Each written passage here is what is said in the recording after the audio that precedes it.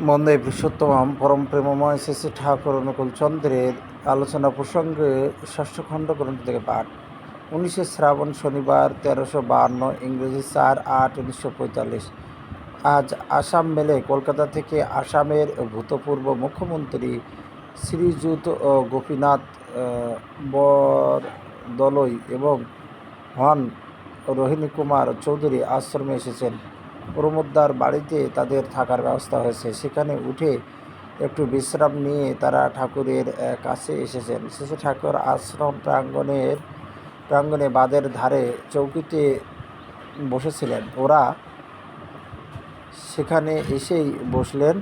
সন্ধ্যা উত্তীর্ণ হয়ে গেছে। কৃষ্ণপক্ষ। শেষে ঠাকুর বললেন, মুখ না দেখলে কথা কওয়ার সুবিধা হয় না, তাই আলোটা জ্বালিয়ে দেওয়া হলো। এই আলোচনার সময় কাছে ছিলেন কৃষ্ণদা ভট্টাচার্য, পঞ্চানন্দা সরকার, চক্রপাণিদা দাস, প্রমোদদা দে প্রভৃতি। শ্রীযুত বরদলৈ ধর্ম, রাজনীতি ইত্যাদি এ সম্পর্কে কথা তুললেন। শ্রী ঠাকুর, ধর্ম জিনিসটা এমন যে ধর্ম ছাড়া আর কিছুই ধর্ম হয়নি, তাই একে বলে বিজ্ঞান। বিলাতের কোকিল, সাহারার কোকিল, যেখানকার কোকিল হোক না কেন, কোকিল হলে ডাকে কুই। ধর্ম সর্বত্র অভিন্ন এবং ধর্মই সব। কৃষ্ণ ঠাকুরের মধ্যে দেখবেন তিনি ধর্মের কথাই বলেছেন, রাজনীতির কথা আলাদা করে বলেননি। ধর্মের সঙ্গেই রয়েছে রাজনীতি। ধর্মের প্রাণপুরুষ এবং ধর্মকে কেন্দ্র করে যেখানে বিরাট মানবসঙ্গ দানা বেঁধে ওঠে, সেখানেই জেগে ওঠে রাজনীতি। বুদ্ধং শরণং গচ্ছামি, ধর্মং শরণং গচ্ছামি, সংঘং শরণং গচ্ছামি। ধর্মের সঙ্গে সঙ্গে আছে বুদ্ধ এবং সঙ্ঘ, তাই ধর্মের মধ্যেই আছে রাজনীতি। এরপর অহিংসা সম্বন্ধে কথা উঠল। শ্রী ঠাকুর, অহিংসার সঙ্গে সঙ্গে আছে হিংসাকে হিংসা করা। হিংসাকে অব্যাহত ও অক্ষুণ্ণ রেখে অহিংসার প্রতিষ্ঠা হয় না। হিংসার প্রতি অহিংসা হওয়া মানে হিংসাকে প্রশ্রয় দিয়ে পুষ্ট করা। শ্রীযুত বরদলৈ আসামের উপজাতি সমস্যা বিষয় উল্লেখ করলেন। শ্রী ঠাকুর, ধর্মকে কেন্দ্র করে তাদের ভিতর ব্যাপ্ত হতে হবে, তাদের সেবা দিতে হবে, তাদের উপযোগী করে কর্ম প্রতিষ্ঠান গড়ে তুলতে হবে, তাদের যোগ্য করে তুলতে হবে এবং যথাযোগ্য সুযোগ সুবিধা দিতে হবে। তবেই তারা আপন বোধ করবে এবং একযোগে বৃহত্তর সমাজকে শক্তিশালী করে তুলতে চেষ্টা করবে। পারস্পরিক শিষ্ট অনুচর্যায় মানুষকে পাওয়ারফুল, শক্তিবান করে তোলে। এরপর শ্রী ঠাকুর আপন মনে বলতে লাগলেন, ধর্মের মধ্যে আছে দুটো জিনিস, একটা ডিভাইন ভাগবত অর্থাৎ সার্বজনীন, আর একটা ডিসক্রিট দেশকালপাত্র অনুযায়ী। ডিভাইন যা তা চিরকাল, সব দেশই, সর্বকালে, তাই এক, তার পরিবর্তন নেই। কিন্তু স্থান কালপাত্রের ভেদে ডিসক্রিটের পরিবর্তন হয়। যেমন মাদ্রাজে বেশি লঙ্কা খাওয়া প্রয়োজন,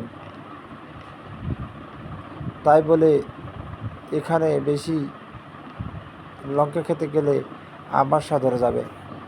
এমন শীতপ্রধান স্থান আছে যেখানে মাত্রার মতো গাঁজা খাওয়াটা হয়তো স্বাস্থ্য রক্ষার জন্য প্রয়োজন, তাই সেখানে গাঁজা খাওয়াটাই ধর্ম। তাই বলে সর্বত্র সেটা খাটবে না। অনিবার্য প্রয়োজন হলে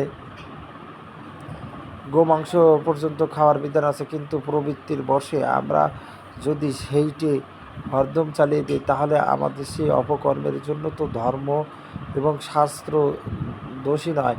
বিধি অমান্য করলে প্রকৃতির ফল ফলবেই। আমরা শাস্ত্র মানি কই? যেমন ধরুন, কোরআনে স্পষ্ট করে লেখা আছে, জীবের রক্ত মাংস আল্লায় পৌঁছায় না, কিন্তু কার্যক্ষেত্রে ধর্মানুষ্ঠানের নাম করে করা হয় এর ঠিক উল্টো। সত্যিকার হিন্দু, সত্যিকার মুসলমান, সত্যিকার খ্রিস্টানের মধ্যে কোনো ডিফারেন্স প্রভেদ থাকতে পারে না। If there is a difference there is no ধর্ম। যদি প্রভেদ থাকে তাহলে ধর্ম নেই। অন্তত কোথাও ধর্মের ব্যত্যয় বা বিশৃঙ্খলা আছে। আমি বুঝি সোজা কথা, আমি ইংরাজি জানি না, তবে এদের কাছে শুনে মিলে যা দু চার কথা বলি।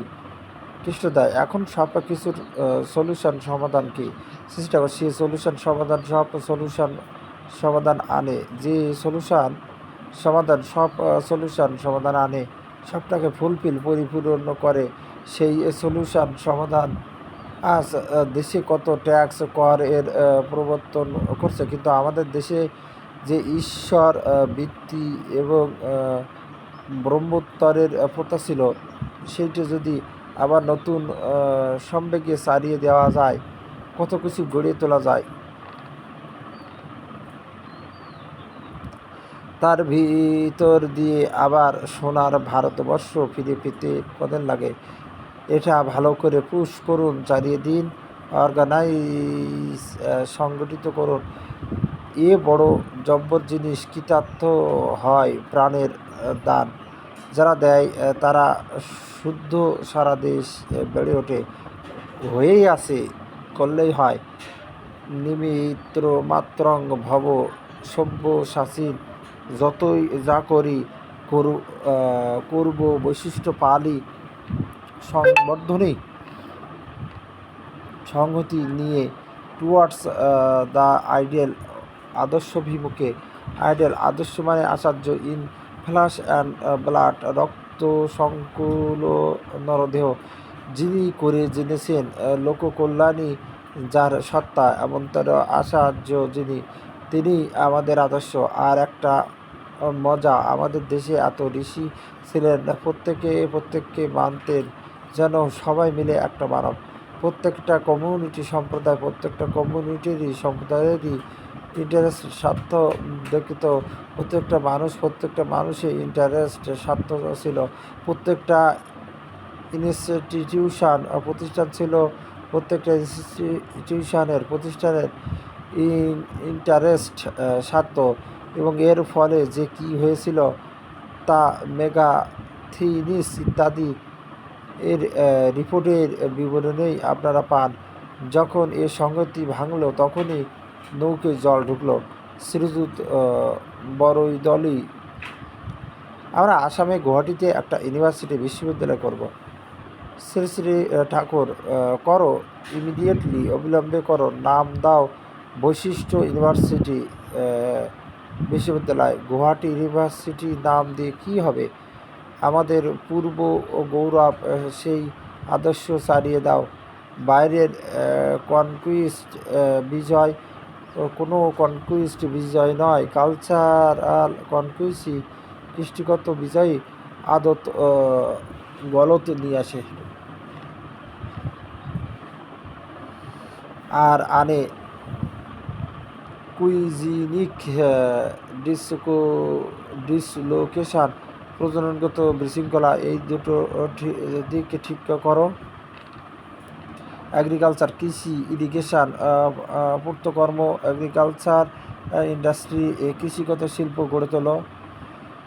আর চাই যাত্রাকে একটা ইন্টিগ্রেটেড মার্চ, সংহত জনসংঘ করে তোলা, যেখানে প্রত্যেক কমিউনিটির সম্প্রদায়ের জন্য, প্রত্যেক কমিউনিটির সম্প্রদায়, প্রত্যেক পার্টের দলের জন্য প্রত্যেক পার্টি দল, প্রত্যেক প্রদেশের জন্য প্রত্যেক প্রভিন্স। আমি বলি কোনো বিদ্বেষের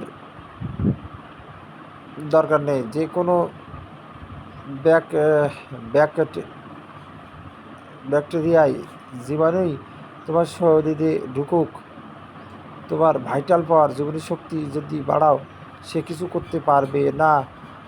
আমি ইংরেজ বিদ্বেষের কথা বুঝি না, আমি ভাবি নিজেদের শক্তি বৃদ্ধির কথা। দাকেও দেশবন্ধু, আমি কথা বলেছিলাম। আর একটা জিনিস, প্যাক্ট চুক্তি করে কিছু হয় না। কম্প্রোমাইজ আপোষ জিনিসটা ভালো নয়, বরং সমাজের মধ্যে একটা আইডিয়া, ধারণা ভালো করে চালানো লাগবে। হিন্দু, মুসলমান, বৌদ্ধ, খ্রিস্টান জানি না, কথা হলো ভক্স এক্সপ্লেটোরি। ভক্স ডাই, অর্থাৎ সর্বপরিপূরণী শক্তিসম্পন্ন পুরুষ যে সম্প্রদায়ভুক্ত হোক না কেন, তার বাণী ভগবানের বাণী বলে আমরা মানব। ভালো করে লাগলে এক্ষুনি সব কিছু হয়। কে জানি বললেন, এ অবস্থায় ইমিডিয়েটলি এখনই কি করে হয়? চেষ্টা করে, হ্যাঁ এখনই হয়, তবে খাটা লাগবে। নহি সুপ্তস্য সিংহস্য প্রবিশক্তি মুখে মৃগা। শ্রীযুত বরদলৈ, ছোট্ট স্কেলে আকারে যদি সাফল্য লাভ করা যায়, সেটা ব্যাপকভাবে করা কঠিন কথা নয়। শ্রীযুত, হ্যাঁ ঠিক বলেছ। একটা জাইগোট ফর্ম জীবকোষ তৈরি হলে তা থেকে একটা বডি সিস্টেম, শরীর বিধান হয়ে যায়।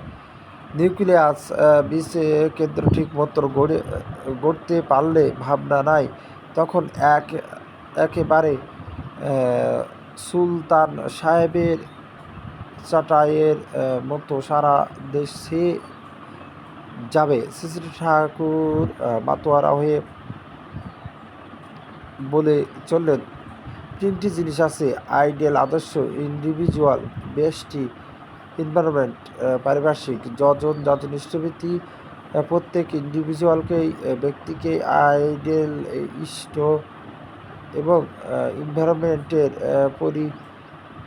পারিপার্শ্বিকের দিকে চেয়ে যজন ইষ্টবৃত্তি করে চলতে হবে। এর ভিতর দিয়েই তার বৈশিষ্ট্য ফুটে উঠবে। আবার গীতায় একথাও আছে, জানতি মত যাজিনো হোপি মাম, অর্থাৎ যে আমার যাজন করবে সে আমাকেই পাবে। অর্থাৎ যাজনটা এমনই জিনিস যে একমাত্র যাজনেই তাকে পাওয়া যায়। অবশ্য প্রকৃত যাজনের সঙ্গে যজন এবং ইষ্টবৃত্তি এসে পড়ে। আমাদের ভয়ের কারণে একটু পড়ে গেছি, তাতে এসে যায় না। এখনও আমাদের ইনস্টিন্স সহজ সংস্কার, যাকে বলে ইমমর্টাল নেকলেস অফ জার্মসেল, জিপে কোষের অবিনশ্বর মালা, ঠিক আছে। একটু অ্যালার্ট আই, সতর্ক দৃষ্টি নিয়ে পুশ করে চালিয়ে যেতে পারলেই হয়।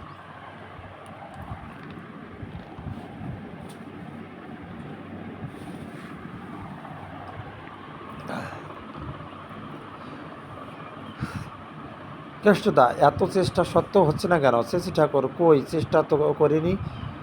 চলতি আন্দোলনের সূত্রপাত, কার্যক্রম, নেতৃস্থানীয় ব্যক্তিবর্গের পরিচালনাটাই বিশ্লেষণ করে দেখুন না কেন। এরা সনাতন ভারতবর্ষকে এখনও আবিষ্কার করতে পারেনি। মূল সমস্যার সঙ্গে এদের পরিচয় নেই। যা সমস্যা নয় তাই নিয়ে মাথা ঘামিয়ে নতুন সব উদ্ভট প্রাণান্তিক সমস্যার সৃষ্টি করছেন। আর্য ভারতের বৈশিষ্ট্যের বিষয় উল্লেখ করে শ্রী ঠাকুর বললেন, এমন সুন্দর ব্যবস্থা আমাদের ছিল। প্রত্যেক বর্ণের বেস্ট উৎকৃষ্ট যারা, তারা যেন সবসময় নিরূপিত হয়ে সবার চোখের সামনে বিরাজ করতেন। এদের মধ্যে বেস্ট শ্রেষ্ঠ যিনি, তিনি হতেন রাষ্ট্রপতি প্রিমিয়ার উইথ হিজ ক্যাবিনেট, সপরিষদ প্রধানমন্ত্রী। সবসময় যেন প্রাকৃতিক বিধানে স্থিরকৃত হয়ে থাকতো, কোনো দিনই লোকের অভাব হতো না। নেক্সট বেস্ট, পরবর্তী শ্রেষ্ঠ সবসময় মোতায়েন থাকতেন। আর এই ভালোর বিচার এক্সপিরিয়েন্সড, অভিজ্ঞতা, অ্যাবিলিটি, সামর্থ্য ও সার্ভিস সেবা দিয়ে যে পিপিএল এর লোকের জন্য যতখানি করেছে, যার ডেমনস্ট্রেটেড অ্যাবিলিটি, সামর্থ্যের পরিচয় যত বেশি সে তত বড়। স্মল স্পেয়ারে সামান্য ক্ষেত্রে যাদের অ্যাবিলিটি ডিমনস্ট্রেটেড যোগ্যতা প্রমাণিত হতো তাদেরই হায়ার অ্যান্ড বেটার স্কোপ এ আরও উন্নত ও উৎকৃষ্ট সুযোগ দেওয়া হতো।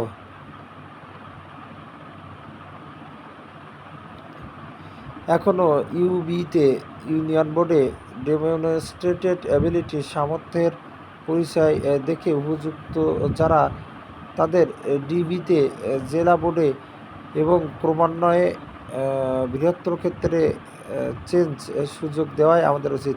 বর্ণ বৈশিষ্ট্যটা বজায় রাখা উচিত, নচেৎ বৈশিষ্ট্যবান মানুষের অভাব হয়।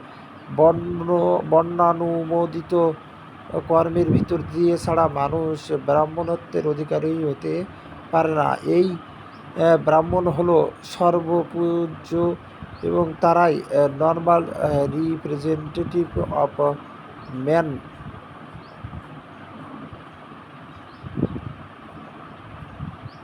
মানুষের সহজ প্রতিনিধি যাকে বলে বৈশিষ্ট্য।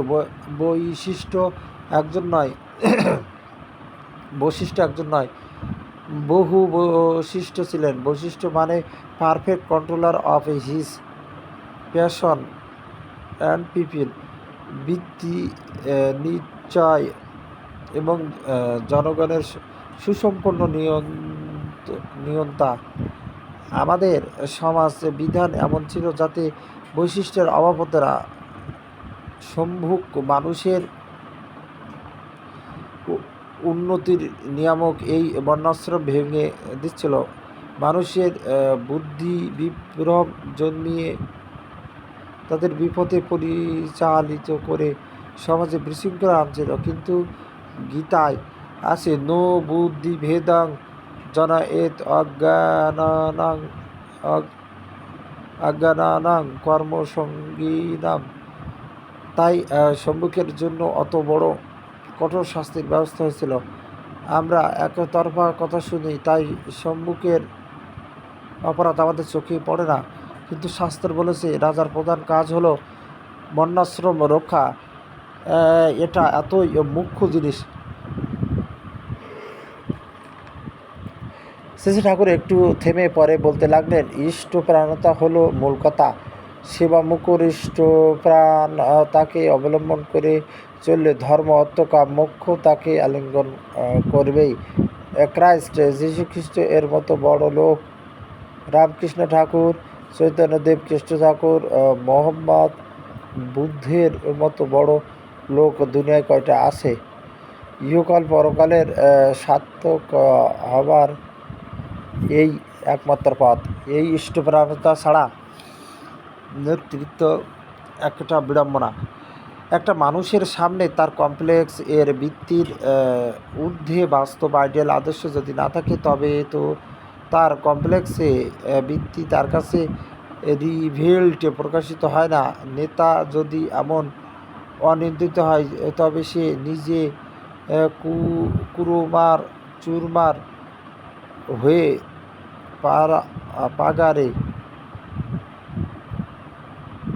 পাগারে তো পড়বেই, আর সবাইকেও চুরমার করে পাগারে ফেলবে। দক্ষ প্রজাপতির কথা আপনারা জানেন। শুধু দক্ষতায় কিছু হয় না, দক্ষতাও পতনের কারণ হতে পারে যদি কিনা আইডিয়াল আদর্শ রূপ কন্ট্রোলিং এজেন্ট নিয়ামক না থাকে। আইডিয়াল আদর্শ না থাকলে যত যাই থাক চিয়ার্স বিশৃঙ্খল এর সৃষ্টি করে। যেমন ধরুন দক্ষ হিটলারের কথা। মহাদেব যদি স্যাক্রিফাইসড বল প্রদত্ত হয়, মঙ্গলবিহীন যজ্ঞ যদি শুরু হয়, সবাই মিলে সাবার হয়। এটা জানবেন স্টালিন যে আজ দাঁড়িয়েছে সে লেনিনের উপর। মার্কস লেনিন থেকে স্টালিন পর্যন্ত একটা আনতির পারম্পর্য বজায় আছে বলে এই যে কথাই বলে পতিত মানে মাটি থেকে আকাশ পতীত না। আইডিয়াল আদর্শ না থাকলে তাকেই বলে পতীত। কেষ্টদা, অনেকে তো আইডিয়াল আদর্শ বলতে একটা ভাব বলেই বোঝেন। এই আইডিয়াল আদর্শটা কি? চেষ্টা কর। আইডিয়াল আদর্শ একটা ভাব হলে সব ভাবেই পর্যবসিত হয়। আইডিয়াল আদর্শ মানেই এমবোডেড আইডিয়াল জীবন্ত আদর্শ। এমবোড আইডিয়াল জীবন্ত আদর্শ না হলে কোনো কনফ্লিক্ট সংঘাত বাধে না। এই যে ঠাকুর বলে, তার মানে যিনি ঠক্কর দেন, আমি হয়তো ঠিক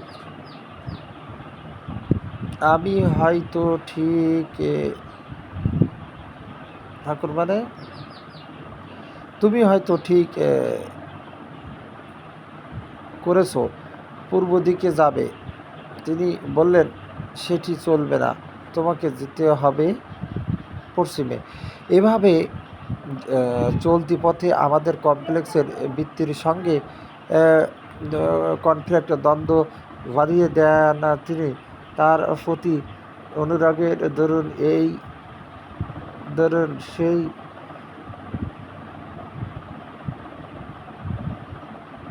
কমপ্লেক্স কমপ্লেক্স বৃত্তি বলে চেনা যায় এবং সেগুলি ধীরে ধীরে অ্যাডজাস্টেড বিন্যস্ত হয়। এইভাবে মানুষ গ্রো করে বেড়ে ওঠে। আইডিয়ালে আদর্শের প্রতি অ্যাটাচমেন্টে অনুরাগে মানুষ যে কি হতে পারে তার কুল কিনারা নেই। দেখুন, শিবাজি রামদাসের প্রেমে পাগল হয়ে মোগলের কাত করে ফেলল। রানা প্রতাপ কিন্তু ইগোইস্টিক অ্যাম্বিশন, অহংকের দৃঢ় উচ্চাকাঙ্ক্ষার দরুন কিছু করতে পারল না। তার সব ভেস্তে গেল। কোনো গ্লোয়িং পয়েন্ট দীপন কেন্দ্র থেকে একটা লাইফ জীবন গ্লো করে দীপ্ত হয়ে ওঠে। সেটা ধরাশায় ছেলেপেলেদের ঠিকমতো ট্রেনিং শিক্ষা দেওয়া লাগে।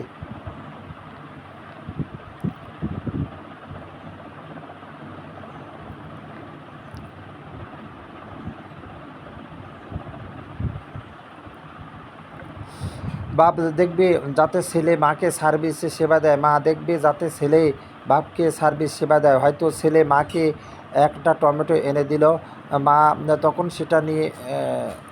তখন সেটা নিয়ে বলা উচিত, তোমার বাবাকে এটা দেবে না? সে হয়তো তখন বলবে, হ্যাঁ বাবাকে নিশ্চয়ই দেবো, এই বলে ছুটল। ছেলের বাপের সম্বন্ধে মায়ের গল্প করা উচিত, বাপের উচিত মায়ের সম্বন্ধে গল্প করা। বাপ মায়ের উভয়ের উচিত ছেলেপিলের সঙ্গে পূর্বপুরুষের সম্বন্ধে এমন করে গল্প করা যাতে তারা তাদের অ্যাডমিরেশানে শ্রদ্ধায় একেবারে ফুলে ওঠে, উদ্দীপ্ত হয়ে ওঠে। সঙ্গে সঙ্গে হিস্টোরি এর অ্যানালজি, ইতিহাসের তুলনা টেনে দেশের শ্রেষ্ঠ বীরদের কাহিনী প্রাণময় ভঙ্গিতে বলতে হয়। এতে একটি সূর্য বগলে করা হনুমান হয়ে দাঁড়াবে। কিন্তু আমরা সাধারণত এমন করে চলি যাতে ছেলেপিলের মধ্যে না মানা এবং ডিসইন্টিগ্রেশন ভাঙনের বীজ উক্ত হয়। বাপ মার নিজেদেরই নেই সুপিরিয়রের শ্রেষ্ঠের প্রতি অ্যাক্টিভ সক্রিয় আনতি। আর কি হবে বলুন? তারা হয়তো ছেলেকে ঠাকুর দেবতার কাছে নিয়ে বলেছে প্রণাম করো, কিন্তু ছেলেরা প্রণাম করে দেখাচ্ছে না, কিন্তু নিজেরা প্রণাম করে দেখাচ্ছে না। এমন কত অসঙ্গতি বাসা বেঁধে আছে। বাপ মা ঠিকভাবে চললে ছেলেফেলের বৈশিষ্ট্য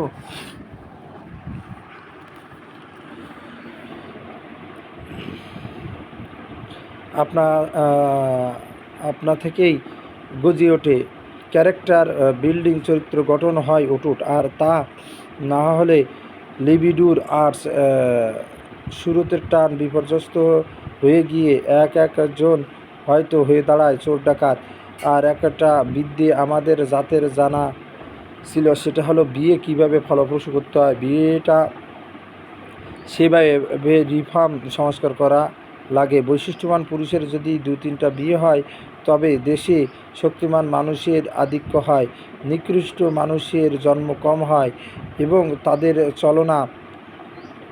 চালনা করার লোকের সংখ্যাও বৃদ্ধি হয়। এই জন্য প্রধানত চাই স্ববর্ণে ঘরে উপযুক্ত বিবাহ এবং সঙ্গে সঙ্গে বিধিমাফিক অনুলোম অসম্পন্ন বিবাহ। অনুলোম ধর্মত আর এটা বিজ্ঞানসম্মত বটে। অ্যানিমাল ওয়ার্ল্ডে, পশু জগতে, প্লান্ট ওয়ার্ল্ডে, উদ্ভিদ জগতে আমরা এর অ্যাপ্লিকেশান প্রয়োগ দেখতে পাই। গরু, ঘোড়া, কুকুর, জেনারেলজি,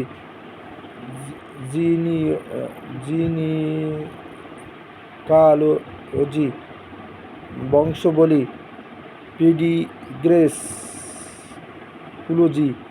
আমরা দেখি তাদের ধরন উন্নত করে তুলতে বিজ্ঞানসম্মত উপায়ে আমরা এত চেষ্টা করি, কিন্তু উন্নত মানুষের অভ্যুত্থান যে কীভাবে হবে সে বিষয়ে আমাদের খেয়াল নেই। তারপর যে উপজাতির সমস্যা আপনি বলছিলেন, অনুলোম বিবাহের সাহায্যে ওসব অ্যাবসর্ব করে অঙ্গীভূত করে নেওয়া যায়।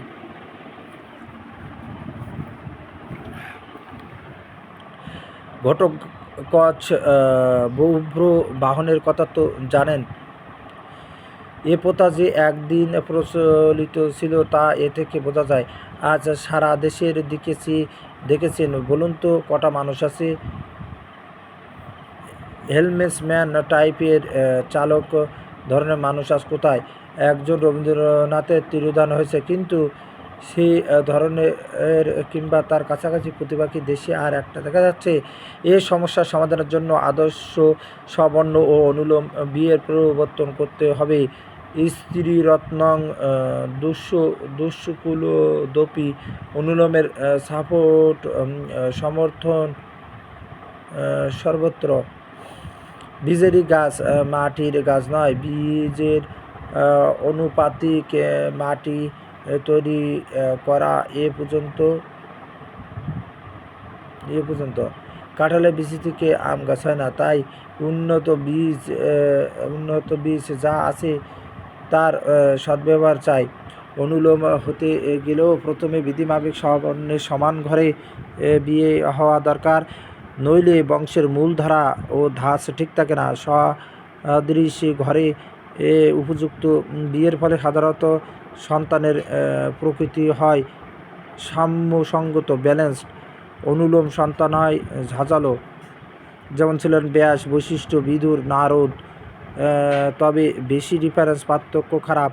ফলকতা নিউয়ার ব্লাড, নতুন রক্ত সবসময় প্রয়োজন, নচেত মানুষগুলি ধীরে ধীরে হয় ডিওয়ার্ফ, খর্বাকৃতির, ডাল, মুড়ো, weak in body and mind, শরীর মনে দুর্বল। চক্রপাণিতা ফিজিওলজির, শরীরবিদ্যার সঙ্গে সাইকোলজির, মনোবিজ্ঞানের কোনো সম্পর্ক আছে কিনা? হ্যাঁ, কোঅর্ডিনেশন সংযুক্ত আছেই।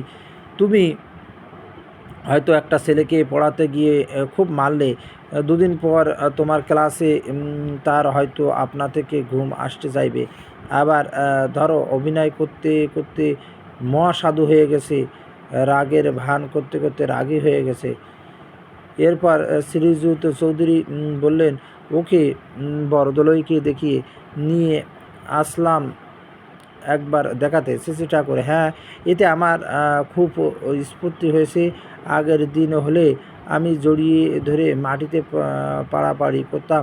শ্রীযুত চৌধুরী: ওর সব ব্যাপার জানা থাকলে ওকে দিয়ে আমাদের অনেক সাহায্য হতে পারে। সিসি ঠাকুর: হ্যাঁ, আমাদের সাহায্য মানে পরস্পরের সাহায্য। এরপর মিস্টার বরদলৈ জানালেন, আসামের নতুন ইউনিভার্সিটিতে তারা ইকোনমিক, কালচার, অর্থকারী, কৃষিগত ও প্র্যাকটিক্যাল সাইডের হাতে কলমে কাজের কি ব্যবস্থা রাখবেন, এবং কালচার সাইড এর কৃষ্টিগত শিক্ষাধারার প্রসঙ্গে বললেন, অবশ্য কালচারের কৃষ্টির মূল ধারা চালাতে পারবেন মহাত্মা গুরুদেব আপনাদের মতো লোক।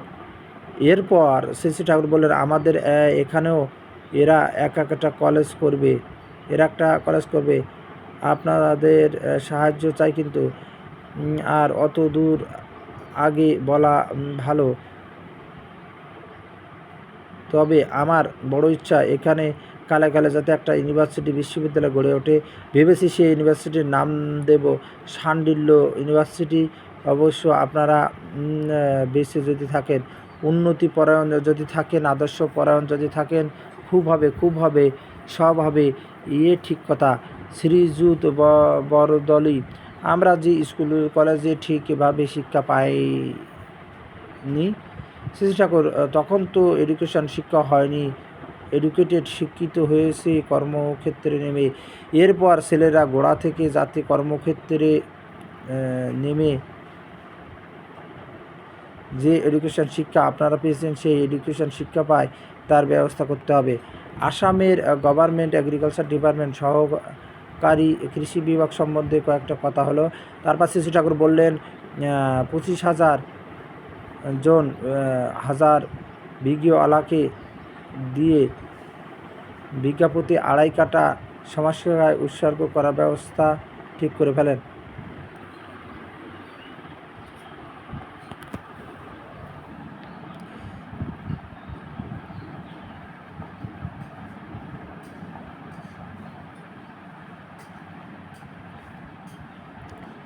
আর উইলস বেন্টলি যে ইরিগেশন প্ল্যান পূর্ত কার্যের পরিকল্পনা দিয়েছে, আমি বাঁচি বা মরি এটা আপনাদের করাই চাই। এতে ক্লাইমেট প্রোডাকশান, আবহাওয়া উৎপাদন সব কিছু ভালো হবে। শুধু বাংলা নয়, সব প্রদেশেই করা চাই, এবং সেটা যত তাড়াতাড়ি পারেন ততই ভালো। বেঁচে থাকতে করতে পারলে উন্নতির বান এসে যাবে। এরপর শ্রীযুত বরদলৈ এবং শ্রীযুত চৌধুরী উদ্দীপ্ত মুখশ্রী নিয়ে গাত্রোত্থান করলেন। এরা চলে যাওয়ার পর শ্রী ঠাকুর বললেন, রিসিপিটিভ মুড, গ্রহণোচ্ছু ভাব ছিল বলে অনেকে কথা বেরিয়েছে। শিশুর মতো সরলভাবে আমাদের কাছে জিজ্ঞাসা করতে লাগলেন, বেফাস কিছু বলেননি তো? ওরা রাগটাকা করবে না তো? মন্দে পুরুষোত্তম জয়গুরু।